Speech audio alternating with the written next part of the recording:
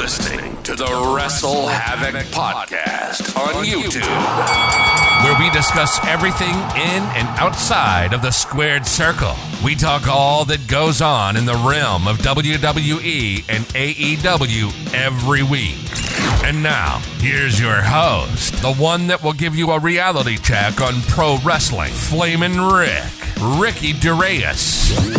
This is the WrestleHavoc Podcast.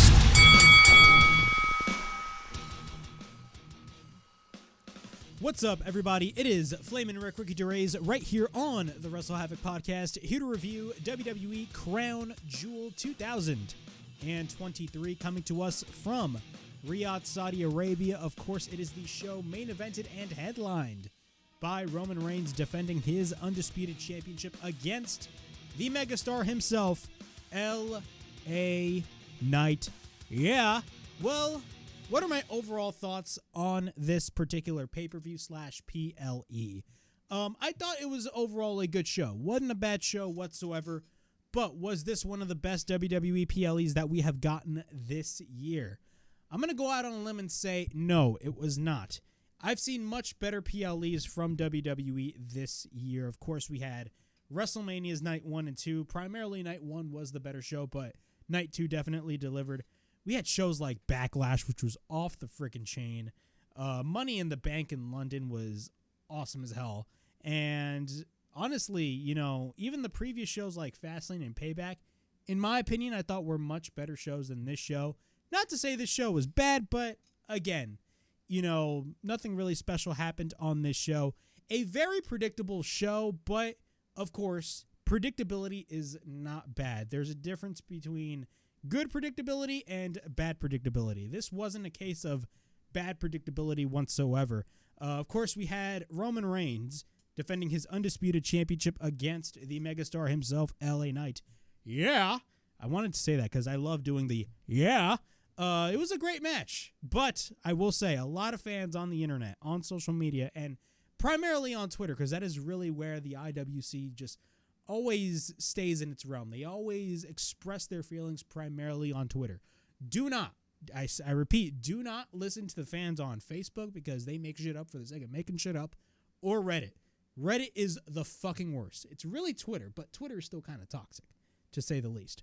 But fans were making a lot of complaints, and to an extent, it kind of makes sense considering the fact that almost every single Roman Reigns match is basically ending the same way, and they're kind of rinsing and repeating every single Roman Reigns match.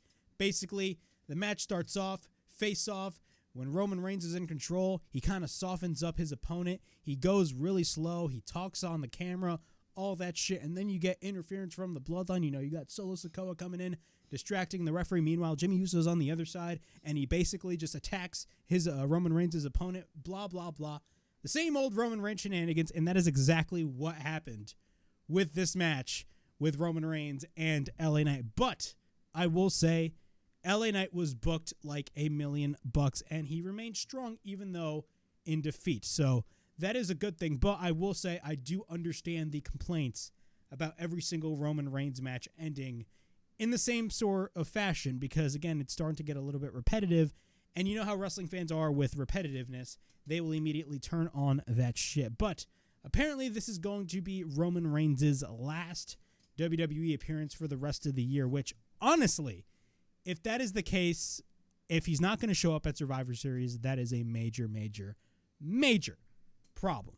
But aside from all that, we're going to be talking about Roman Reigns and LA Knight later on this review. We also had matches like Drew McIntyre versus Seth Rollins for the World Heavyweight Championship, Logan Paul versus Rey Mysterio for the United States Championship, in which we saw Logan Paul win his first championship in WWE. Yes, Logan Paul is the new United States Champion, which honestly I was rooting for because I feel like there is a greater story to be told with Rey Mysterio, especially what we have seen in the match with Santos Escobar basically grabbing the brass knucks and then chasing that other dude that basically gave Logan Paul the brass knucks, foolishly just putting it back onto the ring apron. Clearly that was intentional, but we will be talking about that later on. I think Logan Paul winning the United States Championship, Though it has its cons, I think it makes total sense for him to win the U.S. title because there's some sort of long-term direction that a lot of fans are seeing, and I appreciate that. But we also had matches like Solo Sikoa taking on John Cena. That match told a very, very, very good story, and it was very simple. John Cena trying to prevent the Samoan spike from Solo Sikoa because once he gets hit with the Samoan spike, he loses his voice, and if he loses his voice, he loses his ability to speak to the WWE Universe from a hypothetical standpoint, but you get the symbolism. But still, I thought it told a great story, and Solo Sikoa, it's safe to say in the end, Solo Sikoa absolutely annihilated the shit out of John Cena by hitting him with a Samoan spike not once, not twice, not 3 times. He hit him like 5 or 6 times, probably more than that, with the Samoan spike on John Cena. And Solo Sikoa destroys John Cena by beating him with the Samoan spike multiple times. The bigger question that we have to ask ourselves is, what is next for John Cena? Is this the end of the road for John Cena? Are we really in the cusp of a somewhat retirement tour for John Cena, or is this just a storyline to say? Because clearly WWE is leading towards something when it regards to John Cena. So we're going to be talking about that. Also, KAIRI SANE. Yes, KAIRI SANE has made her return to the WWE during the Io Sky and Bianca Belair match.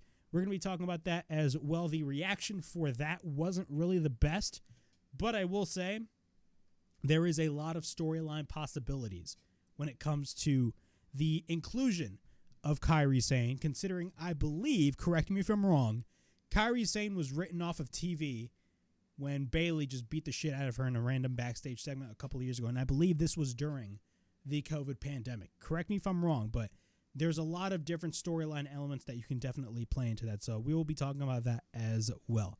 But overall, I thought Crown Jewel was a pretty fun show. It was not a bad show whatsoever. I enjoyed the show for what it was, but again, was it one of the best WWE PLEs that we have gotten this year? No, I think that honor goes to either WrestleMania Night 1, Backlash, or Money in the Bank. Either one of those shows. But overall, I thought, Crown Jewel was thoroughly a good show, a decent show, to say the least. Before I get on with all of this craziness regarding WWE Crown Jewel, about to call this Clown Jewel. Holy shit, I don't know what's going on with me, but dude, I love mispronouncing stuff. That is the Flamin' Rick special, to say the least. But before I get on with this Crown Jewel review, please make sure to like and subscribe to the WrestleHavoc Podcast right here on YouTube, in which we discuss everything in and outside of the squared circle. Make sure to like and subscribe for more content. And as the friggin' referee would say, ring, ring, ring that damn bell for more notifications. Of course, if you guys missed the SmackDown review, of course, I talk about the final stop before Crown Jewel. This week's SmackDown was a taped show, and overall, I thought it was a fine show. Nothing really special besides the Roman Reigns and LA Knight segment, and of course, the John Cena and Solo Sikoa segment, which is absolutely phenomenal. But nonetheless, I thoroughly enjoyed SmackDown for what it was. Not the best show, but it got the job done to get you somewhat excited for Crown Jewel. So if you guys haven't checked out the SmackDown review, the link will be in the description below. All right, let's get into WWE Crown Jewel. We're going to start with the kickoff. Usually, very rarely, I always start pay-per-view reviews with kickoff matches. But I believe the last time I covered a pre-show / kickoff match was, I believe, the All In pay-per-view, because we had MJF and Adam Cole taking on Aussie Open. And, of course, as you guys know, MJF and Adam Cole was actually the main event of All In this year. But this match that I'm going to be covering is Sami Zayn taking on J.D. McDonaagh. Overall, a pretty good match. I enjoyed the match. It was a short match, but the crowd in Saudi Arabia was just all over Sami Zayn. I mean, just like Night of Champions earlier this year, the reaction for Sami Zayn was off the freaking charts. So that was great to see. Of course, Sami Zayn has had his many problems with the Judgment Day throughout the past couple of months, and they've been boiling down in the past couple of weeks. And he is going up against J.D. McDonaagh, the unofficial quote-unquote member of the Judgment Day. But, of course, Saudi Arabia is going crazy. Every time when Sami Zayn gains offense, the crowd just goes crazy for this man. We get a series of deep arm drags by Sami Zayn. After that, Sami Zayn works on the arm of JD McDonaagh, but then JD applies a headlock. After that, we get a leapfrog by Sami, launching into the ropes. After that, we get repeated right hands by Sami into the corner. Later on, Sami bumps JD into each corner of the ring, but then JD McDonaagh gets turned inside out in the corner. We get a bunch of ole, ole, ole singing by the crowd, just like in Saudi Arabia and just like in Montreal. Remember that? JD rolls through the apron, but then JD McDonaagh regains the advantage, catching Sami across the top rope. JD is in control over Sami Zayn, but then Sami goes for repeated chops into the corner. JD then tries to chop back, but then Sami chops back at JD McDonaagh. After that, JD and Sami Zayn are on the top rope, but then JD tries to superplex Sami. Sami ends up fighting back. Sami then takes him over the top rope, but then jumps off the top rope, but JD catches him with a drop kick. After that, we get a cover by JD McDonaagh and a near fall. After that, Sami, later on, off the middle rope, drives his elbow, and then Sami fights off JD McDonaagh, but then we get a clothesline by Sami Zayn. We then get a backdrop by Sami, followed by a back elbow. After that, JD hits a super standing Spanish fly. After that, we get a cover into near fall. JD goes to the top rope, but then he ends up hitting a moonsault, but Sami Zayn hits a boot. We then get an exploder by Sami, and then he ends up going for the haluva kick, and then he hits the Blue Thunder Bomb, and we get a cover, and Sami Zayn gets the win with the Blue Thunder Bomb. Overall thoughts on this match? Great match to open the show. Of course, if you want to rile up the crowd for this show, bring out Sami Zayn. So that was great to see. Moving on to the main card, we have Seth Rollins taking on Drew McIntyre for the World Heavyweight Championship. Overall thoughts on this match? A lot of people say this was definitely the best match of the entire night, and I'll go out on a limb and say this. Yeah, it was one of the best matches of the night, and honestly, if you think this was the best match of the night, I can't really blame you or fault you for that. This was a pretty good match. Again, the crowd is hot for both Seth Rollins and Drew McIntyre. Drew McIntyre is desperately wanting the World Heavyweight Championship. The moral of the story is Drew McIntyre, has had moments after moments taken away from him. Of course, all the way back at WrestleMania, yeah, he did win the WWE Championship, but he didn't win it in front of the fans. He won it in an empty arena. Also, of course, at Clash at the Castle last year, he lost to Roman Reigns due to interference of the Bloodline. And Drew McIntyre is now at a point of desperate need to go after the World Heavyweight Championship. That's why he is targeting Seth Rollins' title. That is basically the moral of the story. And we saw Drew McIntyre lose against Seth Rollins. And honestly, I do not see this being the only match for Drew McIntyre and Seth Rollins. I do see another match between the two men, because after that ending, there's a lot of possible teases and possible outcomes. Could we potentially see a heel turn with Drew McIntyre? We're going to have to wait and see. But let's go through the match. Seth hits a tope, but then Seth gets caught into a belly-to-belly throw by Drew McIntyre. Drew sends Seth back into the ring, or into the corner, I should say. Drew then shoves repeatedly the face of Seth Rollins, and then Seth tries to fight back with repeated right hands, but then we get a kick by Seth. Seth runs into a spine buster.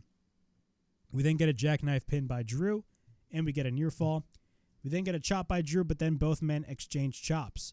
Rollins then goes upside down into the corner, and then he gets caught into a kick by Drew, and then we get a cover and a near fall. After that, he picks up Rollins. Rollins then ends up landing on his feet, but then later Drew has Seth up on his shoulders. Seth escapes. He hits the enziguri, dropping Drew on his knees, but then Drew runs into the ring post shoulder first. We get repeated clotheslines by Drew, but then he is still on his feet. Then we get a series of kicks and clotheslines by Seth Rollins. Then we get a running knee by Seth, taking Drew down. Seth then goes for a springboard senton, followed by a springboard moonsault. We get a cover by Seth Rollins and a near fall. Seth tries to pick up Drew McIntyre, but Drew picks him up instead. Seth escapes. Then Seth ends up hitting the Falcon Arrow on Drew. We get a cover and a near fall. Later on, Seth sets up the pedigree, but then Drew escapes. She tries to go for the Future Shock DDT, but then we get a right hand by Seth. Seth runs into an elbow into the corner, but then Drew goes to the top. Seth jumps back as well, and then he goes for a superplex off the top. Then what it looks like Seth was going to go for was a Falcon Arrow, but Drew ends up hitting a superplex, or a suplex, I should say, of his own. Because usually when Seth Rollins hits a suplex, he kind of rolls through and then goes for the Falcon Arrow. But instead of the Falcon Arrow, Drew goes for a suplex of his own. So that was great to see. After that, Drew, we get a cover by Drew into near fall. After that, Drew picks up Seth. He then goes to the second rope. Seth then escapes, but then he has Drew up, and then he sends him up for the buckle bomb. But his back gives out, so Seth Rollins is selling his back. Drew ends up hitting the Future Shock DDT. We get a cover and a kick out. Drew then sets up the Claymore kick, but then we end up getting an inside cradle by Rollins. And we get a kick out. Seth then sends Drew back to the outside, but then Seth is in the ring trying to go for a tope suicida. Drew then drops Seth on his back on the steel steps. And then Drew picks up Seth. He hits a side slam on the apron. Drew ends up going for a Glasgow kiss. Rollins then catches Drew, and he hits the pedigree. We get a cover and a close kick out at this point. Repeated elbows by Seth, and then a shot to the back of the neck of Drew. Rollins then ends up setting up the curve stomp, but Drew catches Seth, and then he drives him on his back into the corner. And then he goes for the belly-to-belly suplex. Drew gets up on his own. I believe it was a belly-to-belly suplex. Correct me if I'm wrong. He then sets up the Claymore. Rollins then hits the super kick instead, but then Rollins hits the stomp, and we get a cover and a close-ass near fall. Seth then goes to the top, and then he tries to go for the Phoenix Splash, but he ends up missing. And this was actually a pretty badass spot. So Rollins misses the Phoenix Splash, which leads to Drew to finally get Seth to where he wants him, and he ends up hitting the Claymore kick. That spot was badass. And we get a cover and another close-ass near fall. Drew sets up a second Claymore. He runs into a super kick, but then he tries to go for the Claymore again, but he misses it. Rollins catches Drew, and he ends up hitting the pedigree. Then he hits the stomp. We get a cover, and Seth Rollins retains the World Heavyweight Championship. But after, Damian Priest comes out, and we all know Damian Priest is not Mr. Money in the Bank. He is Senor Mr. Money in the Bank, or Senor Money in the Bank. I said Senor Mr. Senor Money in the Bank. Damian Priest comes out with the briefcase, and from what it looks like, he is going to cash in his Money in the Bank briefcase. Now, what was funny about this is when he was walking down the ramp, I was like, oh shit, he's actually going to cash this in. But right as soon as he was kind of taking his time and the camera was really taking its time, panning in on Damian Priest when he was about to cash in the Money in the Bank briefcase, I was like, oh yeah, he's either going to not successfully cash this in, or he's not going to cash this in at all. And boy, I was right. He did not cash this in at all. What happens was he gives the briefcase to the referee. So once you give it to the referee, it's technically getting cashed in, but at the same time, it's not, because no bell hasn't rung. Not only that, there wasn't any official announcement about, hey, Damian Priest is cashing in his Money in the Bank contract. But what happens? Out of nowhere, a hooded figure comes out, and it's none other than Sami fucking Zayn. Sami Zayn is the hooded figure. Everybody loves coming in and doing run-ins with a fucking hoodie on at this point. Ever since Jamie Uso, everybody loves doing run-ins with fucking hoodies. That's hilarious. He ends up stealing the briefcase and runs away. Sami Zayn now has Damian Priest's briefcase. So that is interesting stuff, and it creates a lot of different possibilities. But from what it looks like right now, Damian Priest does not have the Money in the Bank briefcase. My bad. Drew McIntyre is backstage. After that, Rhea Ripley comes in. Of course, she is about to defend her Women's World Championship in a fatal 5-way match. And she walks in, and she kind of just gives him a look like... She gives Drew McIntyre a disappointing look. I haven't watched Raw in the past couple of weeks, but I believe the story was like the Judgment Day was kind of in a way trying to recruit Drew McIntyre. And I believe Drew McIntyre kind of like refused. And she kind of gives him the look of, we told you so. And Drew McIntyre's like, shit, should I have joined the Judgment Day? I don't know. But honestly, I wouldn't mind Drew McIntyre being in the Judgment Day. It'd be interesting. Now, I'm not saying like it should happen, but I wouldn't mind it. But very interesting.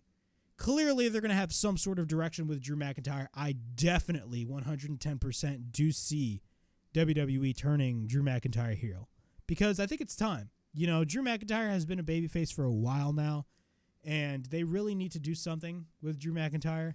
And I think him turning heel is kind of like a fresh new start for Drew McIntyre.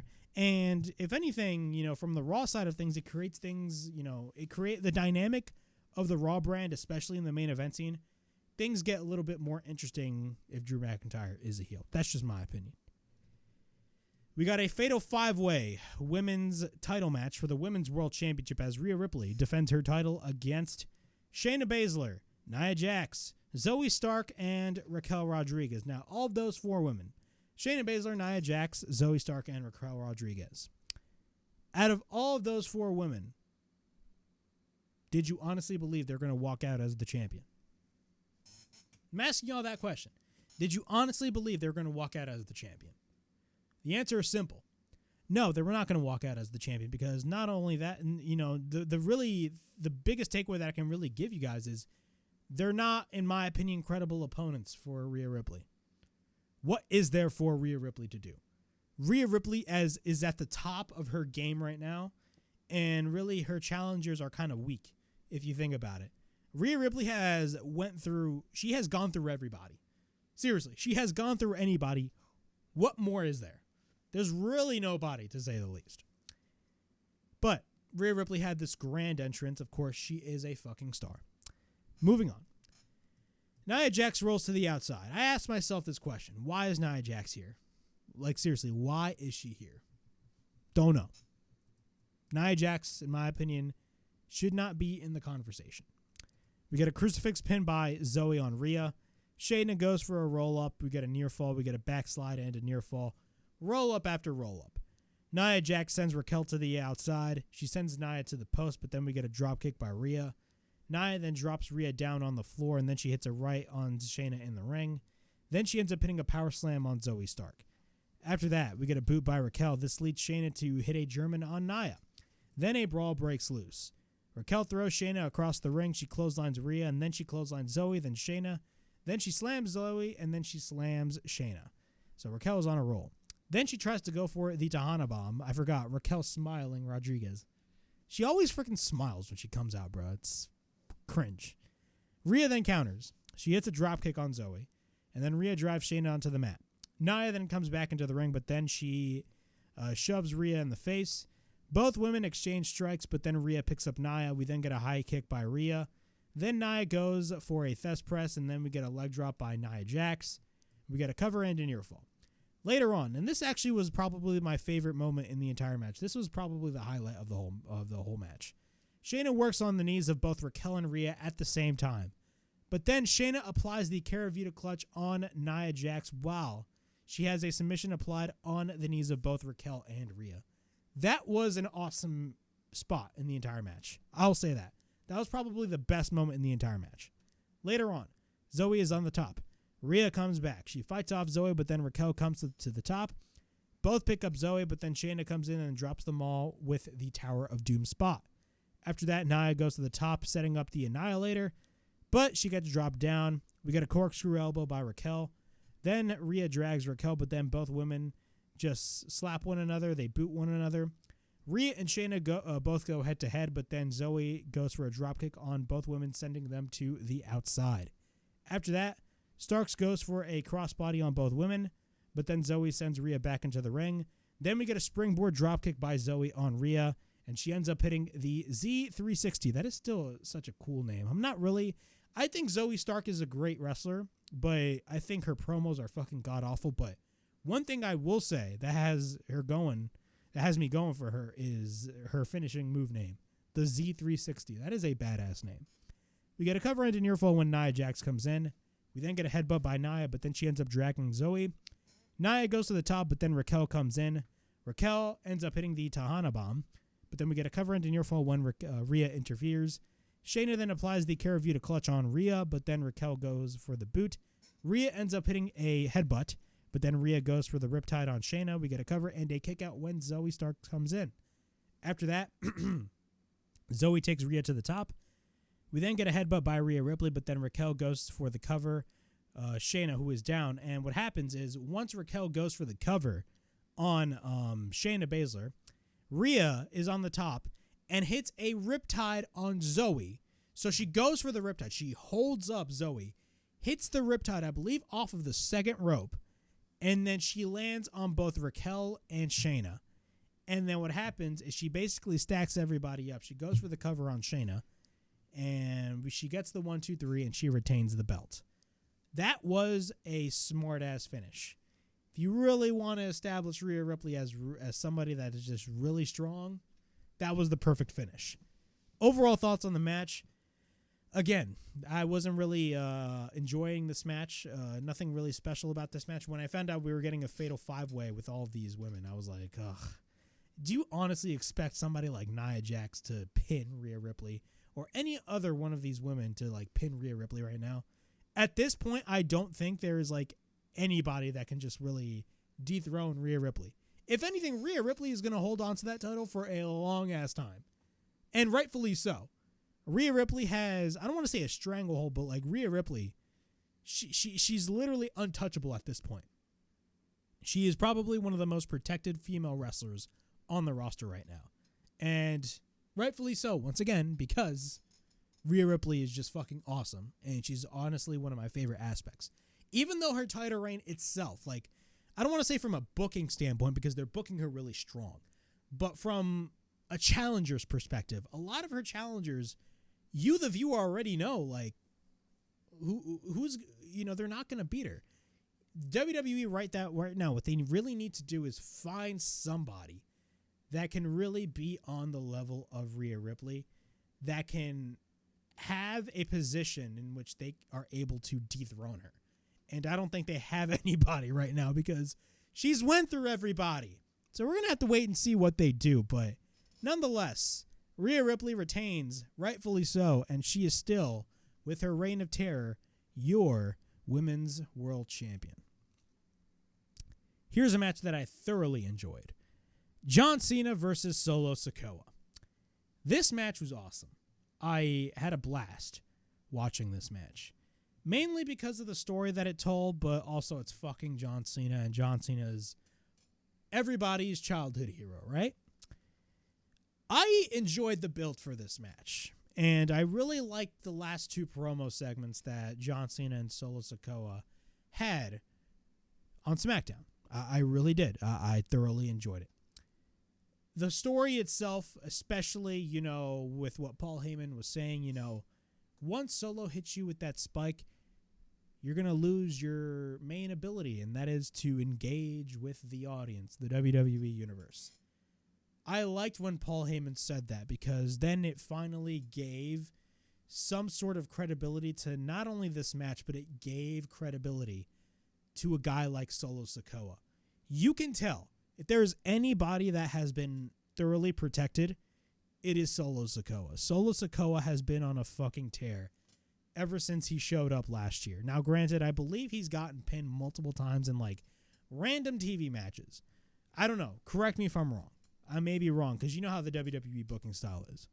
But still, I think Solo Sikoa has been presented very strongly, and I think Solo Sikoa is in a position right now in which they're positioning him as probably maybe you're going to set him up as the next tribal chief when Roman is not here. And I actually like that concept. And they even teased it multiple times. Hey, Solo, you could possibly be the next tribal chief. And they definitely have teased that, which I absolutely like. And Solo is just, ever since this match, or I mean, not even ever since this match, you know, for a while now, they've been booking Solo strongly. But after this match is going to do more for Solo Sikoa than what Austin Theory's match with John Cena did with Austin Theory. Because at this point, look at Austin Theory. Austin Theory is doing nothing right now. They have no direction with Austin Theory whatsoever. They're pairing him up with Grayson Waller, which is not even interesting at all. But with Solo Sikoa, he is a guy that you can definitely book in your main event scene for years to come. And this match that he had with John Cena elevated Solo Sikoa even further. So I absolutely liked that. But without any further ado, let's go over this whole match. Of course, the match starts. We get a headlock takedown by John Cena. John Cena was going straight for the attack here. He works on the arm of Solo Sikoa. We get a shoulder tackle by John Cena. We get a cover and a coveted 1 count. He works on the hand of Solo Sikoa, of course, to prevent the Samoan spike from striking John Cena. Solo gets sent to the outside. He drives his hand onto the steel steps, but then he sends Solo back into the ring. Solo gets sent back to the outside. Then he drives his hand on Solo onto the steel steps. Solo gets sent in the ring once again, but then Cena wraps the arm of Solo onto the ropes. But then we get a headbutt by Solo. We then get repeated stomps by Solo Sikoa. We then get a headbutt again by Solo. We then get another headbutt by Solo. Cena tries to fight back, but then runs into a spinning kick by Solo. Solo then drops Cena onto the second rope, but then Solo he ends up setting up the Samoan spike, but Cena ducks. Again, the moral of the story is Cena is trying to prevent the Samoan spike from hitting him. He picks up Solo, but then Solo ends up hitting a kick on John Cena. We get a cover and a near fall. Solo goes for a running hip attack into the corner, but then Solo once again sets up the Samoan spike. Again, Cena ducks and applies the STF submission. Or I'm going to go a little PG-14 or PG-13. I flat out said PG-14. PG-13 or TV-14, whatever the fuck. He applies the STFU. Then we get a roll-up by Solo and a kick-out. Then we get a clothesline by Solo, but then Solo takes John to the second rope. Cena is placed upside down. Solo then drops down on Cena, but then we get a cover again by Cena and a kick-out. Solo ends up going for a belly-to-belly suplex. Solo continues to work on Cena, but then Cena ducks the spike many times. And then what happens is Cena ends up going for a slam. He goes for your usual John Cena shtick, goes for the 5-knuckle shuffle. He ends up picking up Solo. He wants to go for the FU, but then Solo escapes, and he ends up hitting the Samoan drop. So he counters the AA into the Samoan drop. That was awesome. We get a cover and a kick out. We get a running hip attack by Solo into the corner. Cena regains control. He goes to the top. He goes for a high cross body, and then we get a cover by Cena and another kick out. He picks up Solo Sikoa. Solo ends up escaping, and then we get a kick by Solo. Solo ends up choking John Cena, but then Cena blocks and hits a choke slam of his own, which was badass. Cover by Cena and a near fall. Both men go for a series of strike exchanges. Cena picks up Solo. Solo escapes. And what happens is Solo ends up hitting the spinning Solo. We get a cover by Solo and a kick out. He tries to go for the Samoan spike once again, but once again Cena blocks it. He applies the STF, but then Solo gets his hand on the bottom rope immediately. So Solo catches Cena, and he hits the Samoan spike, but Solo goes down, but he gets back up. Solo ain't done with John Cena. What happens? He hits a second Samoan spike, and then he hits a third, and then Cena gets back up. Solo ain't done. He hits a fourth Samoan spike, and then he takes Cena up, and he hits Cena with a fifth, and then a sixth, and a seventh, and an eighth, and a ninth. He goes for repeated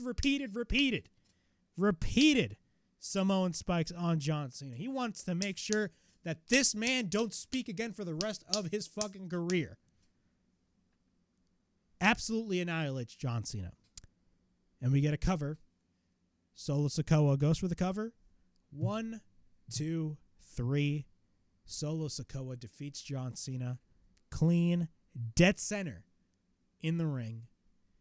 And he just leaves John Cena left and laying. After that, Solo walks up the stage. Cena's in the ring. Standing ovation from the crowd in Saudi Arabia. Cena gets up, waves at the crowd, and then he leaves. Wow. This was a very good match. I don't give a shit what anybody says. I thoroughly enjoyed this match. I thought the match was great. I thought it told a great story. One move can solidify the direction of a certain wrestler, and that is exactly what they are doing with Solo Sikoa. They are demonstrating the fact that Solo Sikoa is a fucking killer. That is why he is the enforcer of the bloodline, and it makes total sense. And now he just annihilated the shit out of John Cena. It gets no better than that. If you really want to get elevated a lot, John Cena will put you over. And that is exactly what John Cena did. John Cena, let's be brutally honest with ourselves. John Cena, you know, he gets a lot of shit, especially when he was at the top. He got a lot of shit because a lot of people compared him to like Hulk Hogan and stuff where, oh, he doesn't put people over, blah, blah, blah. Bro, John Cena is the opposite of Hulk Hogan. He is one of the most humble human beings you could ever meet. And no, this is not by experience. I've never met John Cena in my life, but from what I've heard, he's one of the nicest individuals you could ever meet. Not only that, he's one of the most giving, not only wrestlers, not only one of the most giving wrestlers, but one of the most giving individuals. And he definitely gives, especially in the later portion of his career. He's been putting a lot of people over. He put Roman over. He put Austin Theory over. Even if it didn't work out in the long run for Austin Theory, he still put Austin Theory over. And he now put over Solo Sikoa. He now has put over Solo Sikoa. And that is great to see. Because Solo Sikoa is the future of this business. He really is the future of this business. And Solo Sikoa is going to be at the top sooner rather than later. Once Roman is, I don't want to say no longer with us because that sounds very bad, but you get what I mean. When Roman is not doing what he's doing now anymore, Solo Sikoa is going to be in his place. That is my prediction right there. But this match solidified Solo Sikoa as an unbeatable force, and it has elevated Solo Sikoa to a level that, honestly, I don't want to say we didn't expect because we clearly, as soon as he made his debut, we all knew, oh yeah, Solo Sikoa is going to be put in a much grander position in the next couple of years. And we are finally seeing those baby steps turn into huge steps for Solo Sikoa. This was nothing but positive, and Solo Sikoa is here to stay. That was a great match, and I thought John Cena was great. Even though he's kind of lost a step a little bit in the ring, I think John Cena was pretty good. And I believe, I believe there was one moment in the match where I believe John Cena was calling a spot, and you caught John Cena calling some of the spots, which was hilarious. But, hey, man, it is what it is. But this match was freaking awesome. I thoroughly enjoyed this match. So, hats off to John Cena, and hats off to Solo Sikoa. We got a Miz TV segment. Honestly, I'm not gonna really talk about this because this to me was a nothing segment to me. But it was a Miz TV segment, and apparently now Miz is a babyface because he had some rufflings with Gunther recently. He brings out Ibrahim Al-Hajjaj. I apologize. Forgive me if I mispronounced that. But he kept saying Habibi, and Miz says Ibrahim. Talks about his character in the movie Sitar, I believe it is. And then Grayson Waller comes out, talks about how he's a big star and we need to treat him with respect. And we need an actual talk show, and we need an actual set in the talk show. And he brings in his whole entourage in. Miz says he's been here for 20 years and he's only been here for 20 minutes. And he says, Grayson, Grayson says that this isn't 2005 anymore, it's 2003. First off, Miz wasn't even in the WWE in 2005. I believe he was in he was technically in the WWE, but he was in developmental in 05. He made his debut in, I believe, 06. So that's kind of like mispronouncing technically right, but at the same time, technically wrong. Miz says it's Australian public access. Both men argue. Ibrahim wants to be in the hottest talk show in the WWE. And the hottest talk show in the WWE is Miz TV. And then Miz thinks he's got the wrong answer, but Ibrahim keeps saying it's Miz TV. Grayson then says he's disrespecting him and then says, why don't you get out of my ring? But then Miz comes in, but then Ibrahim blocks him because Ibrahim wants to fight. Then Grayson, pulls his antics and he goes after Ibrahim, attacking him. But then Miz is behind and hits a boot. He destroys his set, and then he sends Grayson to Ibrahim, setting a kick, or I should say hitting a kick. And then he ends up hitting the skull-crushing finale. And then Ibrahim ends with hitting the people's elbow. Great. I did not care about this segment whatsoever. Let's move on. Logan Paul. Logan Paul takes on Rey Mysterio for the United States Championship. What are my thoughts on this match? I I was really looking forward to this match. I'm not gonna sit here and say that this match was bad, because this match was not bad. It was not. But if you compare it to any one of the other Logan Paul matches that we have gotten, so for example, Logan Paul versus Roman Reigns last year at Crown Jewel was off the chain. Absolutely off the chain in my opinion. Logan Paul versus Seth Rollins at WrestleMania Night 1. Awesome match. Really awesome match, and probably, I'll go as far as to say maybe top 10 matches of the year. Maybe. Or it can go for an honorable mention. Logan Paul versus Ricochet at SummerSlam in the opening match in Detroit. That was a pretty good match too. Or some of the other moments that Logan Paul has had, of course, with the double crossbody this past January at the Royal Rumble with Ricochet, and a lot of the stuff he was doing in the Money in the Bank ladder match. He's been doing a lot of shit in the ring. Was this Logan Paul's best match? No, it was not. It was it was not Logan Paul's fault. It was not Rey Mysterio's fault. It was just a match that I expected a whole lot more from. And honestly, I feel like the match did what it needed to do in terms of storyline elements, because with the involvement of Santos Escobar, there's a lot of possibilities that you can do with this whole storyline. But nonetheless, the match itself with Logan Paul and Rey Mysterio, even though it was a fine match, it wasn't Logan Paul's best match in my opinion. That's just me. But the bigger story is Logan Paul winning the United States Championship, and I believe that that was the right decision to make. Because if you were going to have Logan Paul win the World Heavyweight title, that would have been a major problem, because the World Heavyweight Championship is supposed to be a big focus on the Raw brand.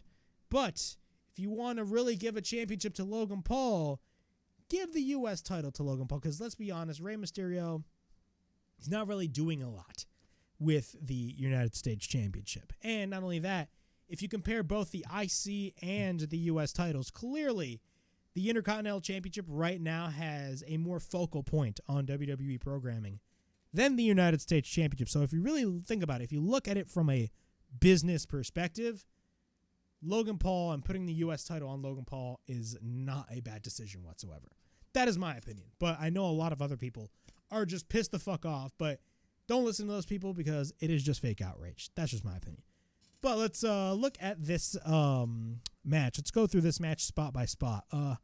Again, pretty good match, but it wasn't like the best Logan Paul match, because we've seen way better from Logan Paul. Now, granted, there was one moment in the match where I actually gained more respect for Logan Paul than I already have, because I have a shit already. I've already had a lot of respect for Logan Paul for what he has done in the wrestling ring. But I've gained more of a respect for Logan Paul for what he did for this particular spot that I will be talking about. But in the beginnings of the match, Logan taunts Rey. Logan gets Rey up. Rey pulls back down. We get a knuckle lock by both men, back and forth. We get a head scissors off the top by Rey, but then Logan retreats to the outside. Logan comes back into the ring, and then we get the head scissors by Rey. Rey is on the apron, and then he hits a right hand, but then Rey goes to the top. He ends up hitting a crossbody, but then Logan goes for the roll through. He picks up Rey, but then he drives him into the corner. We get a springboard moonsault by Logan Paul. We get a cover and a near fall. After that, Logan Paul goes for a couple of body shots into the corner. He then drops his knee on Rey. He sends Rey into the other corner, but then Rey collapses in front of Logan Paul. At this point, Logan is in control. We get a waistlock takedown by Logan Paul, but then we get a back elbow by Rey. We get a kick by Rey. Rey tries to fight back, and then we get a backbreaker. Later on, we get basically Logan Paul ends up bench pressing Rey, and he drops him down. Then he goes for the big warrior splash, which was great to see. And then we get multiple covers and a near fall. After that, Paul applies a bear hug on Rey Mysterio, and he just ragdolls the shit out of Rey. After that, Rey goes for repeated elbows. Logan then drives his knee, but then he picks up Rey. Rey then escapes. He drives Rey into the corner, but then Logan runs shoulder first onto the ring post in the corner. Rey goes for the tope. He goes to the top. He hits a senton. We get a springboard crossbody by Rey, and then we get a cover by Rey and a near fall. Then we get a series of roll-ups by Rey, constant roll-ups. Logan is on the apron. Then Logan goes, and yes, I'm going to call it this, he goes for the buckshot lariat, but his knee almost gives out. So basically, his buckshot lariat almost got CM Punk'd. And the reason why I say CM Punk is we all know what happened when CM Punk tried to go for the buckshot lariat. He fell on his ass. But in this case, Logan Paul did not fall on his ass because it was really, he was about to fall on his knees. But you guys get my drift. We get a cover into near fall. He sets up the one lucky shot, but then he misses the one lucky shot, and then Rey applies the crossface out of nowhere. Logan makes it to the bottom rope, and then we get a series of kicks and strikes by Rey. After that, we get a springboard moonsault. He catches Rey. Now, this was the spot that I was talking about. So, Rey goes for the springboard moonsault. This was the spot that I have gained a shit ton of more respect than I already have for Logan Paul. So, what happens is Rey tries to go for a springboard moonsault. But basically, when he goes for the springboard moonsault, Logan catches him. But it was in a sense that Logan catches him, and it was almost in a sense that Rey almost, when he hit that moonsault, almost fell on his head. And literally, Rey got caught just in time, and Logan just held him, and Rey was inches away from hitting his head. So he goes for the moonsault and literally gets caught by Logan, but almost drops Rey on his head. But thank God in heaven, Logan caught him just in time and nothing bad happened. That could have easily ended in catastrophe, but thank the Lord that none of that happened. Great job with Logan Paul's end. It was completely reactionary. He reacted quickly like you need to as a wrestler. Springboard moonsault, catches Rey. Rey almost drops on his head, but Logan catches him. That was great stuff. Logan takes Rey to the top, but then Rey knocks him down. Logan comes back. He picks up Rey. He hits a moonsault, fall-away slam off the top. We get a cover into near fall. Logan goes to the top. He mocks Eddie Guerrero, misses the splash. Logan gets sent to the second rope. We get the 619 blocked by Logan. Then we get the enziguri by Rey on the apron. Rey goes to the top, but then Logan holds on to him. He goes to the second rope, but then he gets Rey up on his shoulders. Rey goes for the sunset flip powerbomb, launching Logan down. He ends up hitting the code red, and then we get a cover into near fall. Then all of a sudden, a random guy comes in and hands Logan Paul brass knuckles. Here we go. Rey pushes Logan to the corner, dropping the brass knuckles. But then the dude that gave Logan Paul the grass knuckles, ladies and gentlemen. The dude that gave Logan Paul the brass knuckles tries to sneak in and give it back to Logan Paul. But what happens is Santos Escobar catches him and he basically chases him. Now, this is what happens. Santos, who was about to chase this dude, grabs the brass knuckles and he sees this man. But all of a sudden, he just puts it back onto the apron and then just chases this dude. Now, I don't know if that is just stupidity, but if you're going to continue to have Santos Escobar be a babyface, which I doubt, because I think there's going to be a long-term story regarding Santos Escobar and Rey Mysterio, then you completely fucked it up and you made Santos Escobar look stupid. But I will say, clearly Santos Escobar put the brass knucks on the apron on purpose, and they're going to go forward with that, and they're going to start having Rey accuse Santos of basically Logan Paul getting the win because he used those exact same brass knucks to get the win and win the United States Championship. That is my opinion, but that is what I see happening. After that, Logan gets taken to the middle rope. Logan grabs the knucks. We get the 619 by Rey, followed by the springboard, but he gets caught in the one lucky shot with the brass knucks on Rey without the referee looking. And we get a cover, and Logan Paul wins the United States Championship. Overall thoughts? This was everything that I needed to be.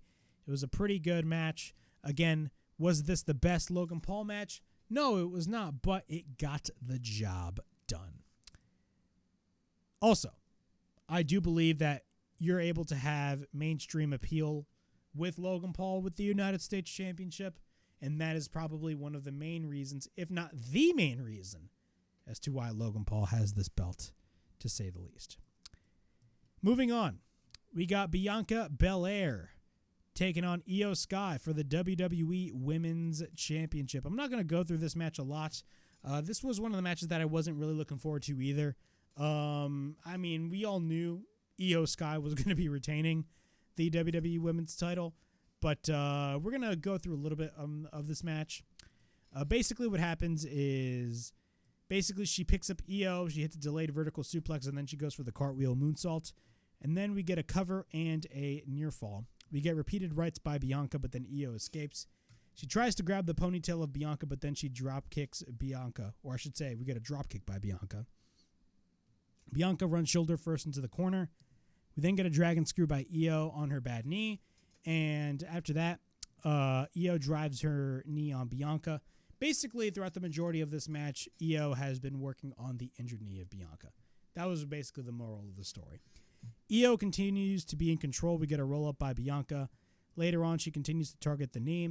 Later on, Bianca picks her up. She hits a fall-away slam. She slams Io, and then she slams her for a second time, and then the third time. Bianca takes Io to the top rope. Io escapes. Bianca is hung upside down, but then she hits a running dropkick on her knees. We then get a cover by Io and a near fall. Io applies a submission, but then Io goes for a waistlock. Then she drops her down face first, but then Bianca goes for the cover, and then we get a near fall. Both women exchange strikes. Io misses a stomp, and then we get a roll-up by Bianca, but then we get a Hurricane Rana blocked by Bianca. Io then gets dropped down, but then we get a cover by Bianca and a near fall. Io then grabs the hair of Bianca, but then Bianca pulls her hair, knocking Io to the turnbuckle head first. Bianca goes to the top. Then Bayley. Yes, Bayley is on the apron with the distraction. Bianca ends up missing, and then we get a cover by Io and a kick out. Io goes for the double underhook, but Bianca counters, and she places Io in a KOD position, but Io ends up escaping. Then Io drives her knee on Bianca. Io goes to the top, but then she hits a moonsault. We get a springboard shotgun dropkick, and then we get a cover and another near fall. Io then runs into a spine buster. We get a cover and another kick out. Bayley is watching on the outside, but then Bianca misses the moonsault. Bianca gets driven to the second rope, but then Io misses a springboard. Bianca plants Io to the mat, but then Bayley ends up distracting the referee. Io then gets taken to the outside. Bianca then hits a crossbody on the outside on Bayley, but then Io by accident knocks out Bayley. Io then gets sent to the barricade by Bianca. Then she sends Io back into the ring. Bayley ends up holding on to Bianca, but then she picks up Bayley to the outside. But out of nowhere, KAIRI SANE, yes, a returning KAIRI SANE shows up out of nowhere. And she ends up hitting a spinning back fist on Bianca without the referee looking. KAIRI drives her knee on Bianca. Bianca goes back into the ring. Io, out of nowhere, hits a moonsault. She hits the moonsault, and we get a cover. Io gets the 1-2-3, and she retains. After the match, KAIRI goes to the top, and she ends up hitting her elbow drop. Yes, the Pirate Princess. She hits the elbow drop off the top, and both Io and KAIRI hug it out, and Bayley has this look on her face of, oh shit, what the fuck is going on? Now, we all know where this damage control story is going to go. We're going to end up getting, in some way, shape, or form, further on in the future, an Io Sky versus Bayley storyline. And I think they're starting to finally make the teases of damage control and the realm of damage control starting to crumble apart. You know how WWE loves its factions and they love their storylines of factions falling apart. We saw that with the Bloodline. We technically saw that with the Judgment Day, but I don't see the Judgment Day breaking up anytime soon. They're going to do this with damage control. And with the inclusion of KAIRI, it creates for a lot of different possibilities. Now, I mentioned at the top of this review, I believe the way they wrote KAIRI SANE off of TV all those years ago during the pandemic was in a backstage segment. I believe it was a match that Asuka had, and I completely forgot the match that she had. And Bayley just attacked KAIRI SANE from behind, and that's how, not from behind, but like in the backstage like capacity, beat the shit out of her, and they wrote her off. Now, could they implement that into this storyline? We're going to have to wait and see. But from what it looks like, from a storyline perspective, from a kayfabe perspective, Io basically brought back KAIRI SANE without the knowledge of Bayley. So, like, Bayley just didn't know about this whatsoever. Could we be seeing that? We're going to have to wait and see, but it does create a lot of storyline possibilities. There are also a lot of rumors of Asuka. Apparently, there's going to be a trio with not only Io Sky and KAIRI SANE, but also Asuka. Honestly, sign me up with that. I'd be down for that, honestly. 110%. But yeah, KAIRI SANE is back, and the reaction that she got was not really the best. A lot of people just reacted normally, and they were like, who the fuck is she? That was the reaction in Saudi Arabia. If it was anywhere else, they would have probably popped. All right, moving on. I don't want to say this was a sleeper match. It was a pretty good match, but it was a match, again, I just didn't give a shit about. The American Nightmare, Cody Rhodes, takes on Damian Priest, Senor Money in the Bank. How come he be Senor Money in the Bank if he had no briefcase? Of course, on the kickoff, well, not on the kickoff, in the opening match, Sami Zayn came in out of nowhere and stole Damian Priest's briefcase. Priest goes straight for the attack. Cody fights back. Oh, and by the way, Cody Rhodes' entrance was awesome. The crowd was singing his freaking song, and Cody Rhodes is more over than ever. Just more over than ever, and we're finally on the road to WrestleMania.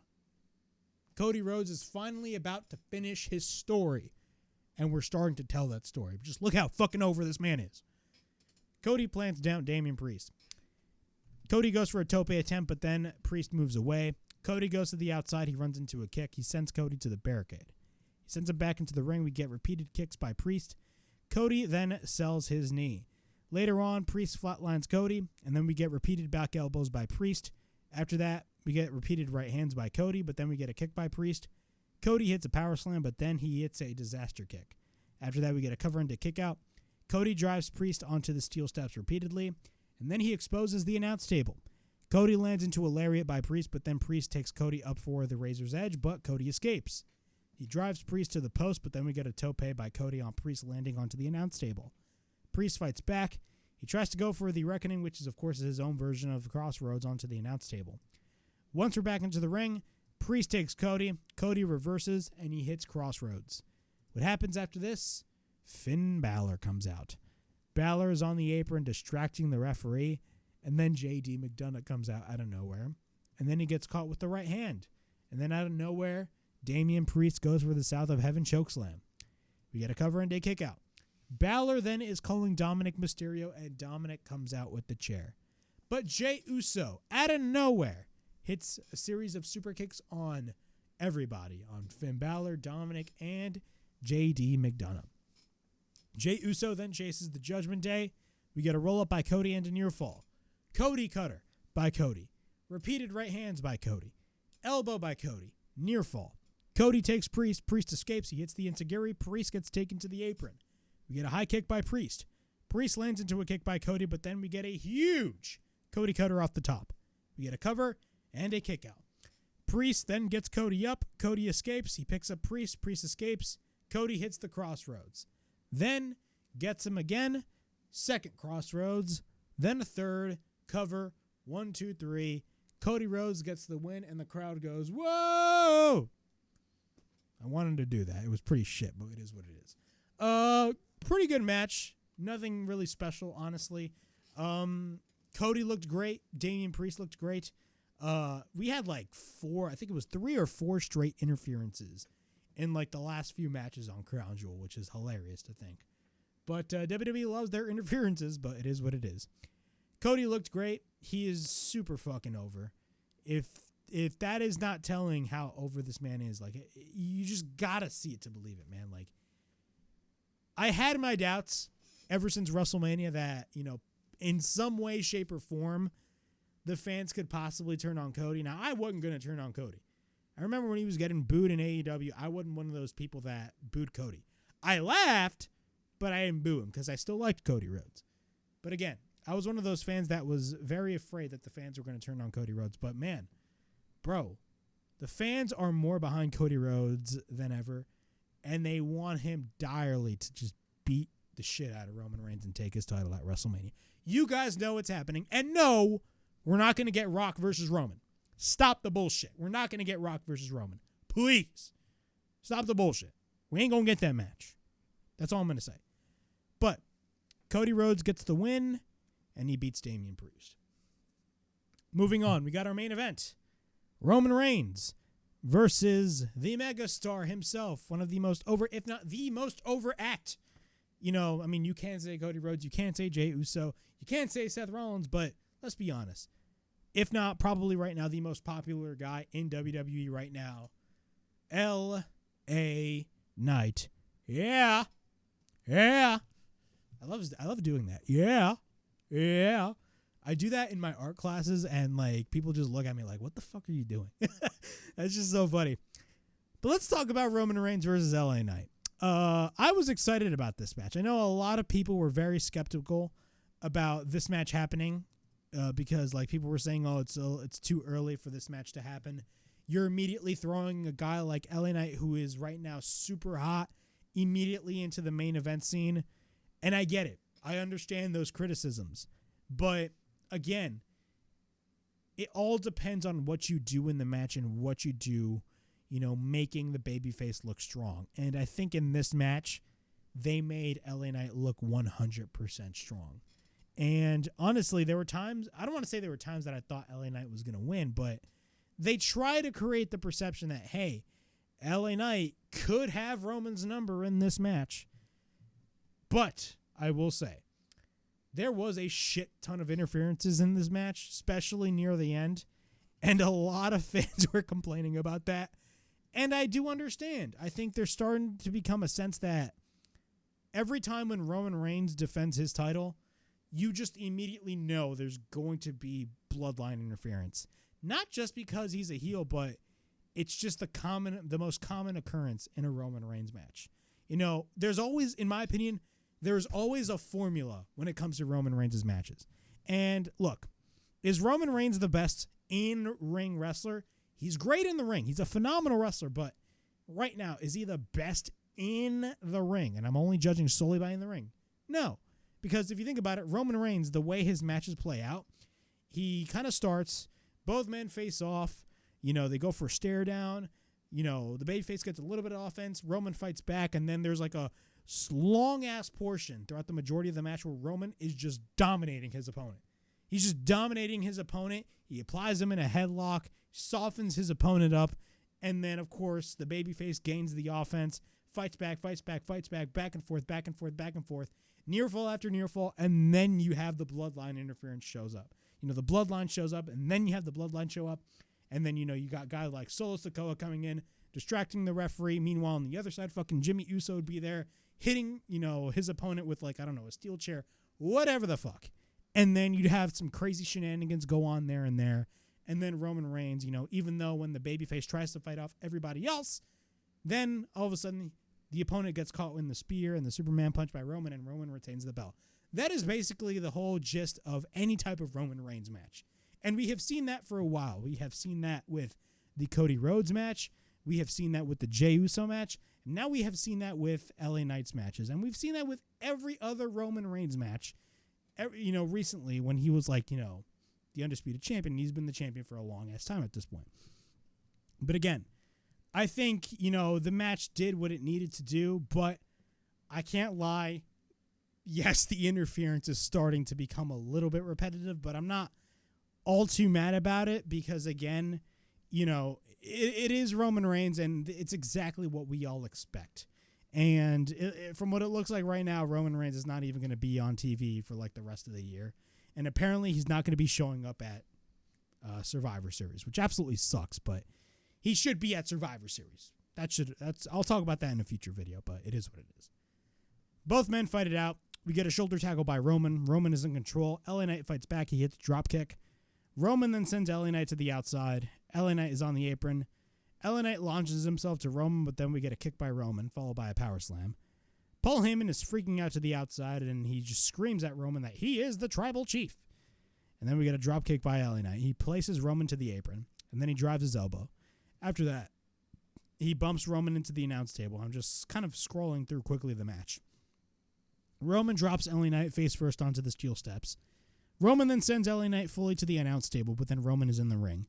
Roman then throws LA Knight into the corner, but then Roman ends up hitting a suplex. After that, we get a cover and a near fall. Roman then applies the side headlock, and then Roman clotheslines LA Knight. After that, Roman goes for a clothesline into the corner, and then he goes for another clothesline. Knight hits an elbow, but then we get a boot by Knight, and then he drives Roman down with a DDT. Both men exchange strikes. After that, LA Knight is gaining momentum in the match with repeated right hands. Knight clotheslines Reigns, hits a side Russian leg sweep, hits a DDT, and then we get a cover and a near fall. Then after that, he goes for repeated stomps on Roman into the corner. Then he drives his knee on Roman.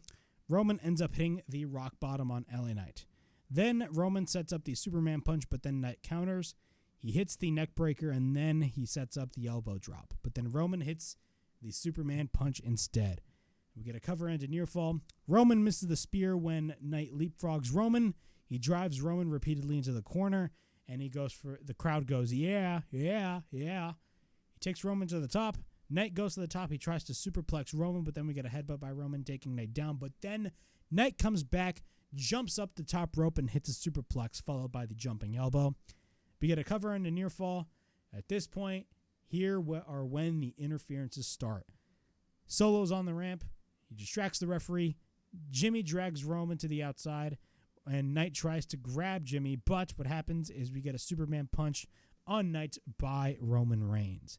Roman then goes for the spear, and I believe Jimmy dragged LA Knight, by the way. I forgot. I messed up my notes right there, but Roman goes for the spear. We get a cover and a close-ass near fall. We get repeated right hands by Roman, and at this point, Roman is pissed. We get repeated rights and stomps by Roman.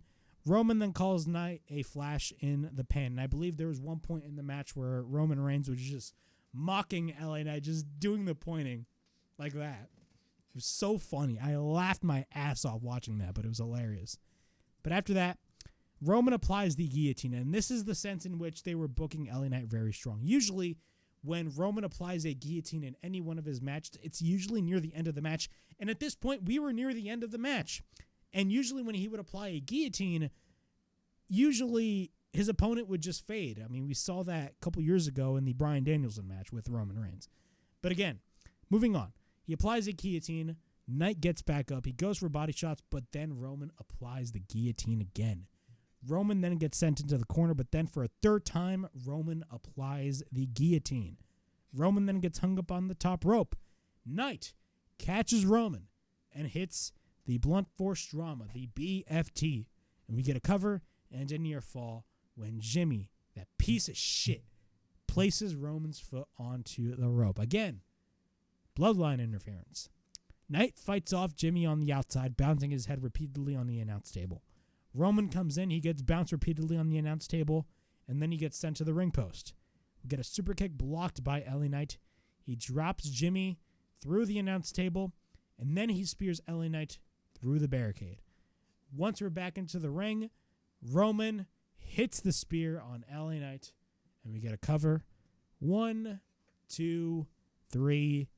Roman Reigns retains as expected, and obviously retains the Undisputed Championship, and he beats LA Knight dead center in the ring. Overall thoughts on the match. Again, is the interference starting to get annoying? Yes. But it is what it is. At this point, everybody should expect that from every fucking Roman Reigns match that you see. But I do believe that they booked LA Knight very, very, very strong. The reactions from the crowd was great. The crowd was 100% behind LA Knight, and I do believe that it's going to make LA Knight more over than he already is. Think about this. Look at what Cody losing at WrestleMania has done for Cody Rhodes in the long run, in the long term. I think it has worked out well for him, even though I still think it was bullshit that he lost. We all know he's going to beat Roman Reigns at this point next year at WrestleMania. But the good thing about that is that Cody is way more over than he already was. He's more over than he was before coming into the Roman match. And I think that is what we are going to be seeing with LA Knight. Now, is he still going to be feuding with the Bloodline? Who knows? But I do believe he's going to have an integral part of the War Games match because, again, there's a lot of stuff going on the Raw side of things with the Judgment Day. Of course, Sami Zayn, Cody Rhodes, Jey Uso have their problems with the Judgment Day, but also at the same time, LA Knight has his problem with, Roman Reigns and everybody else. And I think we could possibly see a scenario in which we could see Roman, Jimmy, and Solo teaming up with Damian Priest and Finn Balor to take on all the top baby faces right now. Cody, Jay, LA Knight, Kevin Owens even. I don't even know if Kevin Owens is I don't think Kevin Owens is going to be a part of it, but you guys get my drift. You know, Cody, Jay Uso, LA Knight, Sami Zayn. You know, it creates a lot of intrigue. And also, if you do that War Games match with Cody and Roman involved, you give everybody a tease of Roman Reigns versus Cody Rhodes, the match that we're eventually going to be seeing at WrestleMania. Now, when it comes to LA Knight, what do we do with LA Knight? After Survivor Series, what do we do with LA Knight? Who the fuck knows? A lot of people are saying, you know, LA Knight versus Logan Paul at WrestleMania for the U.S. title. If there's any guy that can easily take that U.S. title away from Logan Paul, it's easily LA Knight. 110%. LA Knight. The only thing is, like, what are you going to do, like, beforehand? Like, before you get into the Logan feud, what are you going to do beforehand? Like, after Survivor Series, before you begin the Logan Paul feud. Who knows? We're going to have to wait and see, but I think Logan Paul is good. Not Logan Paul. LA Knight is going to be fine, and I think LA Knight is going to be more over than he already is. Roman Reigns is still your undisputed WWE Universal Heavyweight Champion, and he remains your tribal chief. All right, that was my WWE Crown Jewel review. Overall thoughts on this show, I thought this was a pretty good show. I thoroughly enjoyed the show for what it was. Again, was it one of the best WWE PLEs that we saw? No. If you compare it to like shows like, again, Money in the Bank, Backlash, WrestleMania Night 1, hell, Elimination Chamber. I didn't even mention that Elimination Chamber this year. It wasn't really the best show, but I feel like the show kind of got the job done, and that's really the biggest thing and the biggest takeaway that I can really give you guys. It got the job done at the end of the day, and that is the most important thing that I really want to give you guys in terms of my thoughts when it comes to Crown Jewel. Now we are on the road to Survivor Series War Games, which I'm 100% excited for. I know a lot of fans are excited for that show, for not just because we're getting War Games, but if you think about it, the biggest elephant in the room, that is, of course, is CM Punk going to show up in Chicago for Survivor Series? I mean, I'm wearing my CM Punk shirt. Who knows? We're going to have to wait and see, but I know all eyes, and I believe 4 or 3 weeks, are going to be on Survivor Series, and it's going to be a fucking awesome show. I'll tell you that right now. But yeah, that was my WWE Crown Jewel 2023 review. Please like, subscribe, comment down below, push that bell for notifications, and be on the lookout for more videos right here on the WrestleHavoc channel, right here on YouTube, in which we discuss everything in and outside of the Squared Circle. Make sure to like and subscribe for more content, and as the freaking referee would say, ring, ring, ring that damn bell for more notifications. And as always, it is Flamin' Ricky DeRays signing out. I'll see you guys later. Peace.